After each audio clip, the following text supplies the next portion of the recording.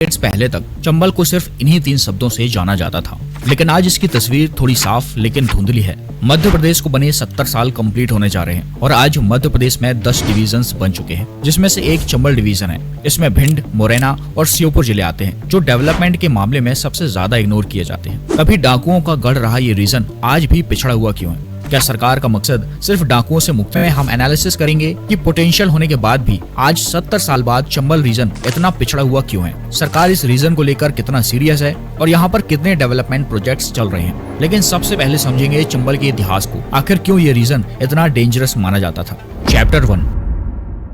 1980s के दौर में फूलन देवी, मान सिंह और मुहार सिंह जैसे डाकुओं के नाम सुनते ही लोगों की सांसें थम जाती थी। ब्रिटिश राज के टाइम से लेकर इंडिपेंडेंट इंडिया के पहले कुछ डेकेड्स तक चंबल रीजन में डेकॉइट्स की हिस्ट्री काफी कॉम्प्लेक्स रही है। चंबल के कुछ डेकॉइट्स को लोग रॉबिन हुड जैसा मानते थे, जो अमीरों से पैसा लूटकर गरीबों में बांट देते थे। उन्हें अक्सर गरीबों का मसीहा या रक्षक के रूप में देखा गया। और कुछ डेकॉइट्स महिलाओं को जमींदारों के शोषणों से बचाने के लिए फेमस थे। इन्हें लोग सोशल डेकॉइट्स कहते थे। लेकिन इन सोशल डेकॉइट्स के अलावा चंबल रीजन में ऑर्गेनाइज्ड डेकॉइट गैंग्स का भी राज चलता था, जो चंबल रिवर के किनारे बने बीहड़ों से अपनी क्रिमिनल एक्टिविटीज जैसे रॉबरी, किडनैपिंग और मर्डर्स के थ्रू अपना आतंक फैलाते थे। और वक्त के साथ इन डेकॉइट्स का आतंक और भी ज्यादा ब्रूटल होता गया। इसके बाद गवर्नमेंट ने 1980s में सरेंडर पॉलिसी के थ्रू हजारों डाकुओं का रिहेबिलिटेशन किया और फिर 1990 के बाद हाई लेवल पर एनकाउंटर्स के थ्रू चंबल रीजन को डेकॉइट्स फ्री बनाया। लेकिन आखिर चंबल की सबसे बड़ी समस्या को सॉल्व करने के बाद भी आखिर ये रीजन इतना पिछड़ा हुआ क्यों है। चैप्टर 2।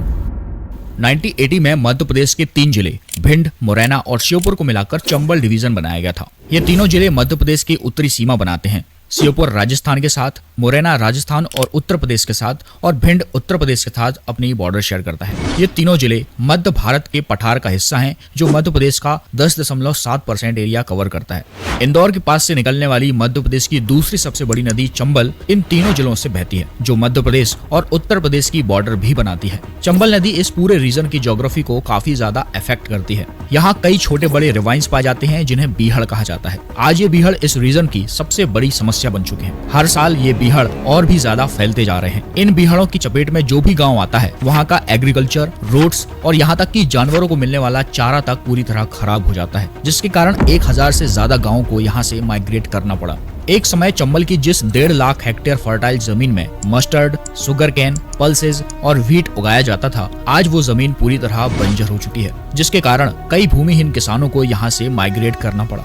इस पूरे एरिया का टेरेन इरेगुलर होने के कारण इंफ्रास्ट्रक्चर डेवलपमेंट में काफी डिफिकल्टीज आती हैं, जिसके कारण यहाँ डेवलपमेंट काफी रिस्की और कॉस्टली हो जाता है। और इस पुअर ज्योग्राफी के कारण ही यहाँ पर रोड्स इंफ्रास्ट्रक्चर, रेलवेज और इवन इरिगेशन कैनाल तक का प्रॉपर डेवलपमेंट नहीं हो पाया। चैप्टर 3।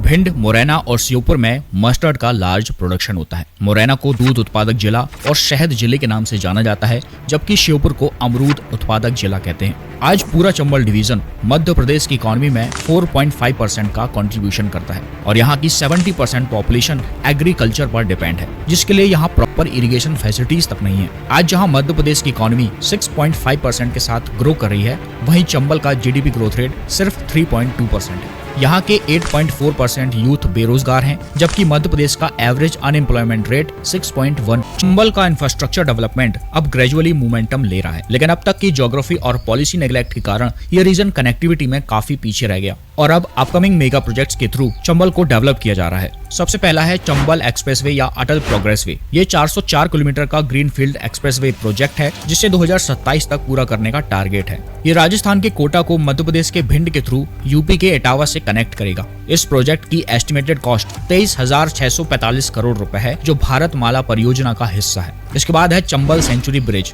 स्टेट हाईवे 120 पर 4.8 किलोमीटर का हाई लेवल ब्रिज बन रहा है, जो चंबल रिवर और सेंचुरी को क्रॉस करेगा। 256 करोड़ की लागत से बनने वाला ये ब्रिज 3 लाख से ज्यादा लोगों को डायरेक्टली फायदा पहुंचाएगा। रेलवे प्रोजेक्ट्स की बात करें, श्योपुर से Gwalior narrow gauge rail line है। इसमें लगभग 60 नए ब्रिजेस बनाए जा रहे हैं और ग्वालियर जंक्शन को 482 करोड़ से रीडेवलप किया जा रहा है। ये सारे प्रोजेक्ट्स चंबल और इंडस्ट्रियल कॉरिडोर से जोड़ने में मदद करेंगे, जिससे employment generation, agriculture market, regional industrialisation को बूस्ट मिलेगा। लेकिन इन मेगा प्रोजेक्ट से क्या वाकई चंबल रीजन चंबल के पास काफी पोटेंशियल है। रिवाइन रिकल्मिनेशन के लिए world bank supported pilot projects चल रहे हैं। मुरैना और श्योपुर में ग्रीन हाइड्रोजन और सोलर एनर्जी हब्स डेवलप किए जा सकते हैं। चंबल है और डिफेंस कॉरिडोर में चंबल रीजन को इंटीग्रेट करने की संभावनाएं हैं, लेकिन इसके लिए proper planning, policy implementation, political support और ग्रास रूट लेवल पर एग्जीक्यूशन की जरूरत होगी। चंबल जो कभी बंदूकों का गढ़ था, आज भी बदल सकता है। एक्सप्रेसवे डेवलपमेंट और बेटर हेल्थ केयर के साथ साथ एग्रीकल्चर, टूरिज्म